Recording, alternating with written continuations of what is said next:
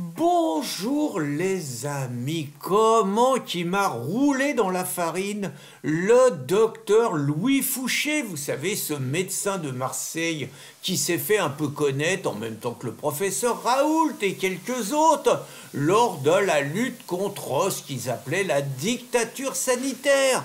Je vous avoue, moi, comme j'étais partie prenante du combat, j'étais contre les remises en cause des libertés, je croyais pas à la gravité de ce qu'ils appelaient le Covid.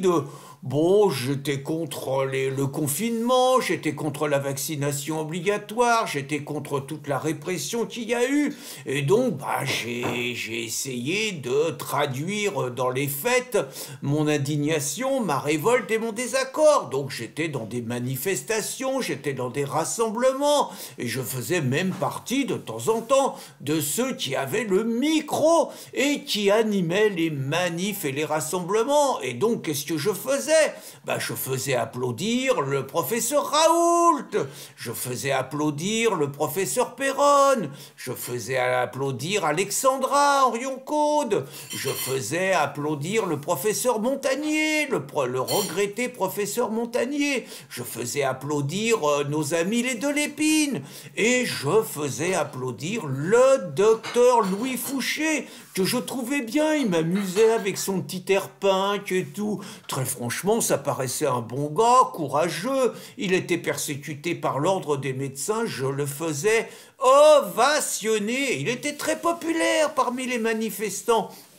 Et là, le ciel me tombe sur la tête. Heureusement, mes copains les antifas, ils m'ont ouvert les yeux. Parce que figurez-vous que Louis, qui maintenant n'exerce plus, je crois, je sais pas s'il a été radié, s'il s'est mis entre parenthèses et tout, mais toujours est-il que Louis, il devait tenir une conférence à la librairie Vincent sur une nouvelle réflexion sur la santé, sur le système de santé français. Je trouve que c'est un sujet qui est intéressant. Et les antifas, ils ont tagué sur la librairie Vincent Fouché, facho, Paris, Antifa, en rouge sang, vous voyez. Et franchement, ça m'a fait tilt, parce que c'est un mot d'ordre, Fouché, facho, Fouché, facho. Il manquait Fouché, facho, le peuple aura ta peau, ça c'était encore mieux, vous voyez.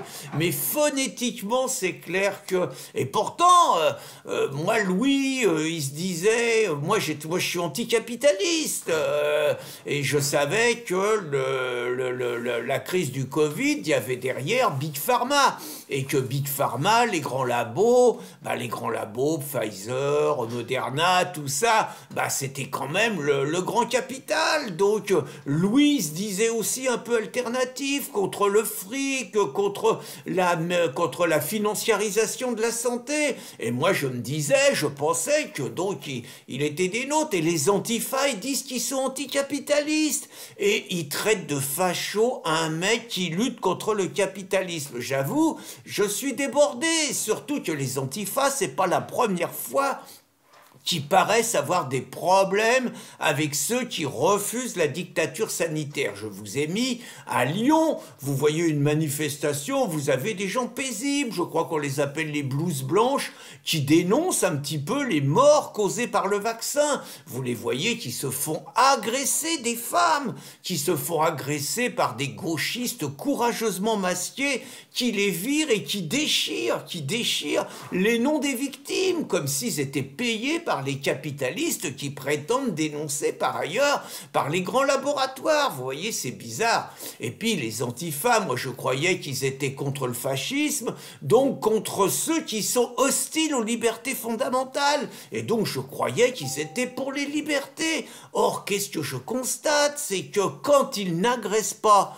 les défenseurs des libertés contre les remises en cause à cause du Covid, eh bien ils agressent des librairies. Et pour moi, les librairies, c'est le livre c'est le savoir, c'est la culture, c'est les lumières. Donc pour moi, ceux qui s'attaquent aux librairies, ceux qui s'attaquent aux livres, et je vous ai mis une autre vidéo sur la ligne droite où vous entendez François Bousquet est un libraire de Nancy qui vous raconte un petit peu les conséquences des actes de vandalisme, des persécutions quotidiennes que subissent les librairies alternatives, surtout quand elles sont conservatrices, eh ben on est encore obligé de constater que les antifas, comme sur le vaccin, comme sur la santé, ils sont du côté du pouvoir, ils sont du côté du manche, ils sont du côté des restrictions des libertés démocratiques. Et donc là, je vous avoue que le ciel me tombe sur la tête. Moi, j'avais été éduqué en pensant que c'était